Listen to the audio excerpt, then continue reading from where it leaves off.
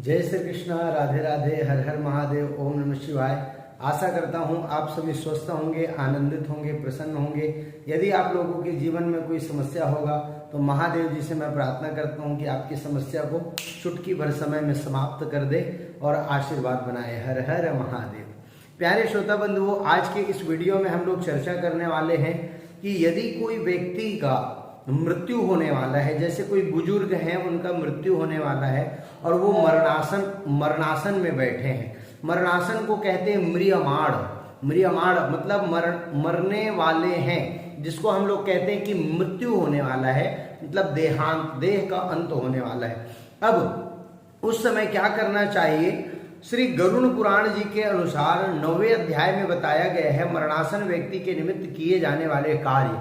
कृपया करके इस वीडियो को पूरा देखें। यदि किसी के परिवार में ऐसी स्थिति बनती है, कोई बुजुर्ग मृत्यु को प्राप्त होने वाला है, तो इस उपाय को आप करके उनको आप भगवान के चरणों को प्रदान करने में बहुत बड़ा सहयोग कर सकते हैं। यदि आपके सामने कोई जीव जंतु, कुत्ता, गाय, बिल्ली, यदि किसी का भी मृत्यु होने वाला है तो आप इसमें से कुछ उपायों को करके आप उनको भगवान के गौलोक धाम, वैकुंठ धाम को प्राप्त करवाने में सहयोग प्रदान कर सकते हैं।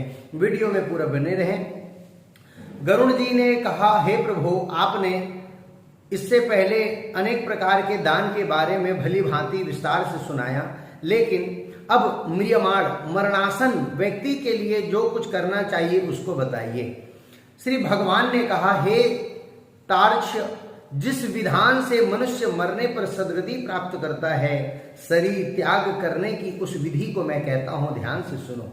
कर्म के संबंध में जब प्राणी अपना शरीर छोड़ने लगता है तो उस समय तुलसी के समीप गोबर से एक मंडल की रचना करनी चाहिए। यदि किसी का मृत्यु होने वाला है और यदि वो तुलसी माता, तुलसी के वृक्ष, तुलसी का जो पौधा होता है उसके पास अगर वो लेटे हो तो बहुत सुंदर बात है। उसमें देसी गाय के गोबर से आप एक मंडल बना लीजिए, मतलब आप एक चौकोर, आपने चौक पूर दिया, उसको लीप दिया, वहां पर रचना चाहिए। वहां उस मंडल के ऊपर में तिल बिखेर देना चाहिए। कुशा को तोड़ करके वहां पर बिछा सकते हैं, बिखेर सकते हैं। तदंतर उनके ऊपर सफेद वस्त्र के आसन पर शालिग्राम शिला को स्थापित करना चाहिए। ठीक, शालिग्राम आपके पास है तो अच्छी बात है, नहीं है तो लड्डू गोपाल जी को रख सकते हैं। जहां पाप, दोष और भय को हरने वाले शालिग्राम शिला विद्यमान है, उसके सन्निधान में मरने से प्राणी की मुक्ति सुनिश्चित होती है। यदि वहां पर आप शालिग्राम भगवान को ऐसे विराजमान करते हैं इस विधि विधान से, तो मरने वाले का शरीर अवश्य मुक्त हो जाएगा, उसको भगवान के चरणों को प्राप्त अवश्य करने का अवसर प्राप्त होगा, जो मुक्ति दानादि कर्मों से भी दुर्लभ है, बड़े बड़े मुक्ति देने वाले दानों से भी दुर्लभ है। यदि आप इस उपाय को करना है क्या? गोबर लीप दिए, गोबर को लीपने के बाद तिल बिछा दिए, वहां पर तिल के ऊपर में सफेद कपड़ा बिछा दिया। आप सफेद कपड़ा के पहले आप वहां पर कुशा डाल सकते हैं, कुश है तो, नहीं है तो कोई बात नहीं, तिल डाल सकते हैं। ऊपर से सफेद कपड़ा बिछा दीजिए, वहां पर लड्डू गोपाल जी को या शालिग्राम भगवान है तो विराजमान कर दीजिए। जिसके घर में तुलसी के वृक्ष के इसलिए स्थान बना हुआ है वह घर तीर्थ स्वरूप ही है। जिस घर में तुलसी माता को स्थान दिया जाता है वो तीर्थ के समान है। वहां यम के दूत प्रवेश नहीं करते, यमराज के दूत वहां जाते नहीं। तुलसी की मंजरी से युक्त होकर जो प्राणी अपने प्राणों का परित्याग करता है वह सैकड़ों पापों से युक्त हो तो भी यमराज उसे नहीं देखते।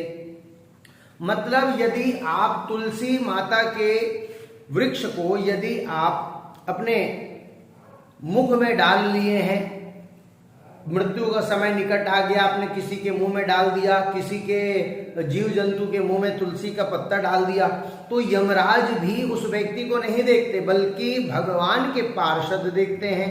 वह सैकड़ों पापों से युक्त भी होगा तो उसे यमराज नहीं देखते। तुलसी के दल को मुख में रखकर तिल और कुश के आसन पर मरने वाला व्यक्ति पुत्रहीन हो तो भी निसंदेह विष्णुपुर को जाता है। तुलसी के दल को मुख में यदि रख लिया है कोई व्यक्ति, रखकर तिल और कुश के आसन पर मरने वाला, जो हम वहां पर आपको पहले बताया कि वहां पर गोबर लीप दिए, नीचे में कोई ऊपर में लेटा है, मरने वाला है, उसका मृत्यु होने वाला है, नीचे में आप गोबर लीप दी, थोड़ा कुश और तिल बिछा दिए, आसन समान हो गया है। या आप गद्दे पर बैठे हैं तो गद्दे के नीचे आप डाल दीजिए तुलसी को, मुंह में डाल दिए, गद्दे के नीचे में आप कुशा को डाल दिए, कुश और तिल को।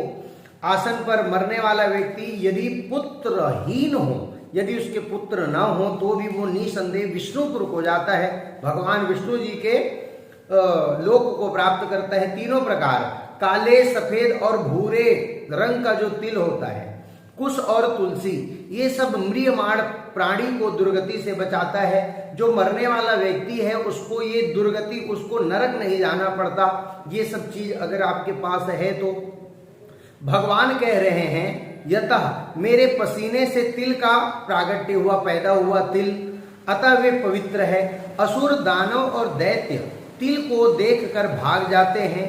हे तार्क्ष, मेरे रोम से पैदा हुए कुश, मतलब भगवान विष्णु के रोम से, बाल जो होता है, रोम जो हमारे बाल होते हैं, रोम से भगवान विष्णु के रोम से कुशा का प्रागट्य हुआ है। प्यारे श्रोता बंधु, मेरी विभूति है, कुश का मेरी विभूति है, इसलिए उनके स्पर्श से ही मनुष्य को स्वर्ग की प्राप्ति होती है। कुशा को स्पर्श मात्र करने से स्वर्ग की प्राप्ति हो जाती है। प्यारे श्रोता बिंदुओं, कुश के मूल में ब्रह्मा, मतलब जो जड़ होता है उसमें ब्रह्मा, कुश के मध्य में भगवान विष्णु और कुश के अग्रभाग में शंकर भगवान विराजमान होते हैं।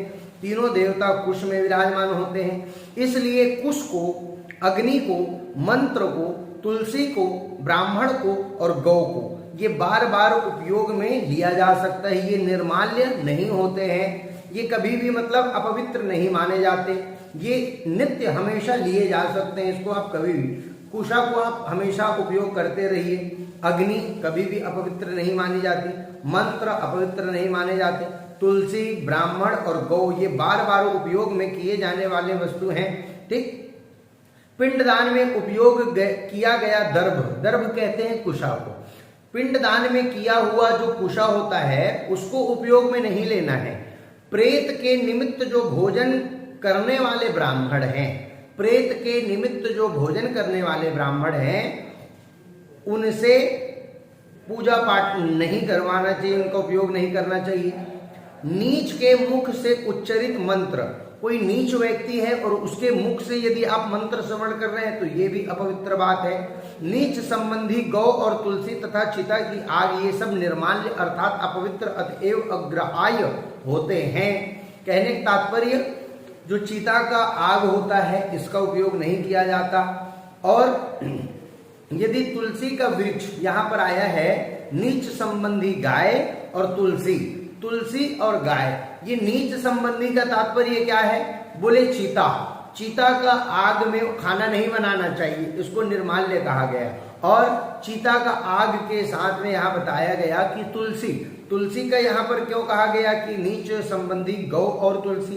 तुलसी यदि अपवित्र स्थान पर गिरा हो, जैसे कि किसी मल मूत्र वाले स्थान पर गिर गया हो, तो वो अलग बात है कि वो उसको पवित्र करता है, परंतु वो अग्राह्य है, उसको आप ग्रहण नहीं कर सकते हैं। गोबर से लिपी हुई और कुश बिछाकर संस्कार की हुई पृथ्वी पर आतुर, मतलब मरणासन व्यक्ति को स्थापित करना चाहिए। गोबर लिपा हुआ जो स्थान है, कुशा बिछाए हैं, उस स्थान पर मरने वाले व्यक्ति को स्थापित करना चाहिए। अंतरिक्ष का परिहार करना चाहिए, अर्थात चौकी आदि पर नहीं रखना चाहिए। ब्रह्मा, विष्णु, रुद्र तथा अन्य सभी देवता और हुतासन अग्नि ये सभी मंडल पर विराजमान रहते हैं, इसलिए मंडल की रचना करनी चाहिए, मंडल बनाना चाहिए। मंडल जो हम चौकी बनाते हैं बनाना चाहिए। जो भूमि लेप रहित होती है अर्थात मल मूत्र आदि से रहित होती है वह सर्वत्र पवित्र होती है। जो गंदगी जहाँ पर नहीं है वो तो सही होता है, किंतु जहां पर लीपा नहीं गया है, जहां पर मल मूत्र है, वहां पर वो अपवित्र माना जाता है। भूमि उसको लीप देना चाहिए और लीपने से शुद्धि हो जाता है। लीपी हुई भूमि पृथ्वी पर और चारपाई आदि पर आकाश में, चारपाई आदि या आकाश में भूमि की सतह से ऊपर राक्षस, पिशाच, भूत, प्रेत और यमदूत प्रविष्ट हो जाते हैं। यदि शव को, लाश को, यदि लाश को आप किसी के मरने वाले व्यक्ति का यदि मर गया है उसके शरीर को आप आसन नहीं देते, गोबर के नीचे नहीं रखते, तिल नहीं छिड़कते, कुसा नहीं छिड़कते, तो उसका जो शरीर है मरा हुआ उसमें प्रेत आ जाता है। ठीक, उसमें भूत प्रेत पिशाच डाकनी साकनी आ सकते हैं। इसलिए भूमि पर मंडल बनाए बिना अग्निहोत्र नहीं करना चाहिए, श्राद्ध नहीं करना चाहिए, ब्राह्मण भोजन नहीं कराना चाहिए, देवताओं का पूजन नहीं होना चाहिए, कोई आपका अतिथि आ रहा है उसको स्थापन नहीं करना चाहिए, और मरने वाले व्यक्ति को भी ऐसे स्थान पर नहीं बैठाना चाहिए जहां पर आप मंडल नहीं बनाए हैं। इसलिए देखिए आज भी हम लोग मंडल क्यों बनाते हैं, चौक पुरते हैं ना, चौक पुरना ही मंडल के समान होता है, चौक अवश्य पुरना चाहिए। आजकल बड़े दुर्भाग्य की बात है कि कुछ ब्राह्मण चौक नहीं पुरते हैं, मंडल ही नहीं पुरते हैं। ठीक, तो पुरना चाहिए, इसका प्रयास कर। इसलिए लिपि हुई भूमि पर आतुर व्यक्ति को लिटाकर उसके मुख में सोना और रत्न का प्रक्षेप करके शालिग्राम स्वरूपी भगवान विष्णु का पादोदक देना चाहिए, भगवान के चरण को स्पर्श करवाना चाहिए। जो शालिग्राम शिला के जल को बिंदु मात्र भी पीता है वह सभी पापों से मुक्त हो जाता है और वैकुंठ लोक में जाता है। कितनी बड़ी महिमा है शालिग्राम भगवान की। इसलिए आतुर व्यक्ति को महापातक को नष्ट करने वाले गंगा जल को देना चाहिए। मतलब गंगा जी के चरणों का जल कौन सा है, गंगा जल। मतलब भगवान विष्णु के चरणों से निकली हुई कौन है, गंगा मैया। तो गंगा जल मरने वाले व्यक्ति को यदि आप पिलाते हैं तो इसका बड़ा लाभ मिलेगा। गंगा जल का पान सभी तीर्थों में किए जाने वाले स्नान दान आदि सभी पुण्य रूपी फल को प्रदान करने वाला है। जो शरीर को शुद्ध करने वाले हैं, चंद्रायण व्रत को 1000 बार करता है और जो एक बार गंगा जल का पान करता है वे दोनों समान फल वाले होते हैं। गंगा जल का पान करना चंद्रायण व्रत को 1000 बार करने के बराबर पुण्य प्राप्त होता है, एक बार गंगा जल का पान करना। इसलिए गंगा जल का पान अवश्य करते रहना चाहिए। हे तार्क्ष, अग्नि के संबंध से जैसे रुई की राशि नष्ट हो जाती है, आग यदि रुई को लग जाए तो रुई पूरा जल करके खाक हो जाता है, नष्ट हो जाता है, उसी प्रकार गंगा जल से पातक भस्म सात हो जाता है, पापी जो है उसका पाप समाप्त हो जाता है। जो सूर्य की किरणों से संतप्त गंगा जल का पान करता है वह सभी योनियों से छूटकर हरि के धाम को प्राप्त हो जाता है। जो सूर्य की किरणों से पड़ता हुआ जो गंगा जल है ना, उसका यदि आप पान कर लेंगे तो अद्भुत उसके लाभ हैं, छूटकर वो हरिधाम को प्राप्त होता है।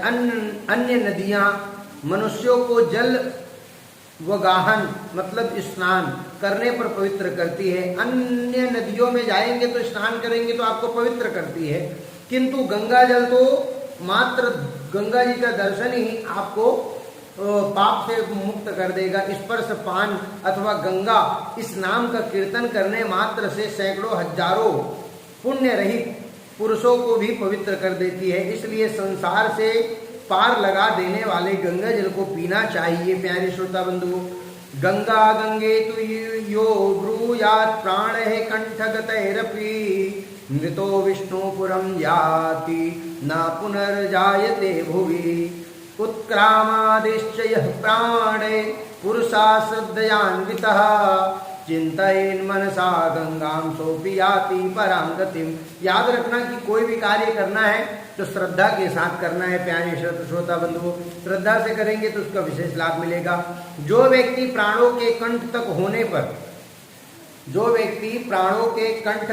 होने पर गंगा गंगा ऐसा कहता है वह विष्णु लोक को प्राप्त होता है और पुनः भूलोक में जन्म नहीं लेता। पुनरपि जननम पुनरपि मरणम पुनरपि जननी जठरे शयनम यह संसारे खल दुस्तारे कृपया पारे पाहि भुजारे। भज गोविंदम भज गंगा गोविंदम भज मूढ़मते गंगा भज मूढ़मते। कहने तात्पर्य बार बार आपको पृथ्वीलोक में जन्म नहीं लेना पड़ता, सिर्फ गंगा गंगा कहना है। प्राणोत्क्रम, प्राणों के निकलने के समय जो पुरुष श्रद्धा युक्त होकर मन से गंगा का चिंतन करता है वह भी परम गति को प्राप्त होता है। अतः गंगा का ध्यान, गंगा को नमन, गंगा का स्मरण करना चाहिए और गंगा जल का पान करना चाहिए। इसके बाद मोक्ष प्रदान करने वाली श्रीमद् भागवत की कथा को जितना संभव हो उतना श्रवण करना चाहिए। जो व्यक्ति अंत समय में श्रीमद् भागवत के एक श्लोक, आधे श्लोक अथवा एक पाद का भी पाठ करता है वह ब्रह्म लोक को प्राप्त होकर पुनः संसार में कभी भी नहीं आता। कितनी बड़ी महिमा है भागवत जी के श्लोक की। अवश्य आप लोग अपने गांव में, नगर में भागवत कथा करवाएं प्यारे श्रोता बंधुओं, इसका विशेष लाभ प्राप्त होता है। ब्राह्मण, क्षत्रिय और वैश्य को मरण काल में वेद और उपनिषदों का पाठ तथा शिव और विष्णु की स्तुति से मुक्ति प्राप्त होती है। हे खग, प्राण त्याग के समय मनुष्य को अनशन व्रत, जल और अन्न का त्याग करना चाहिए और यदि वह विरक्त द्विजन्मा हो तो उसे आतुर संन्यास लेना चाहिए। कहने का तात्पर्य यह है प्यारे श्रोता बंधुओं कि आपके और हमारे बीच में जब कोई मृत्यु को प्राप्त करने वाला होता है, जब किसी की मृत्यु होने वाली है तो हम लोग क्या करते हैं पता है? रोते हैं। ये गलत बात है। वो तो खुद बेचारा दुख से वो जाने वाला है और उसको और ये क्या कर रहे हो भैया? यदि कोई मरने वाला है तो उसको हिम्मत दो, राम नाम जपो, राम नाम जपो। क्या? राम नाम जपो, राम राम राम राम, गंगा गंगा गंगा गंगा, ये जपो, ये कल्याण करेगा। मरना तो निश्चित है। यदि मरने वाला व्यक्ति है तो मरना तो निश्चित है।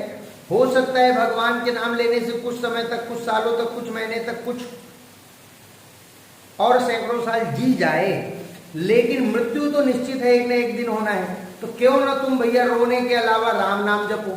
हमने वृंदावन में देखा, वृंदावन में एक संत जी थे। संत जी विश्राम सोए हुए थे, ऐसे बिस्तर पर लेटे हुए थे तखत में, और तखत में लेटे हुए हैं और पूरे गोल गोल घूम रहे हैं भक्त लोग। एक महाराज जी बिस्तर में लेटे हुए हैं और अगल बगल पूरे भक्त घूम रहे हैं मंडली। क्यों? हरे कृष्णा कृष्णा कृष्णा हरे हरे, हरे राम राम राम हरे हरे, भजन कर रहे हैं। क्यों?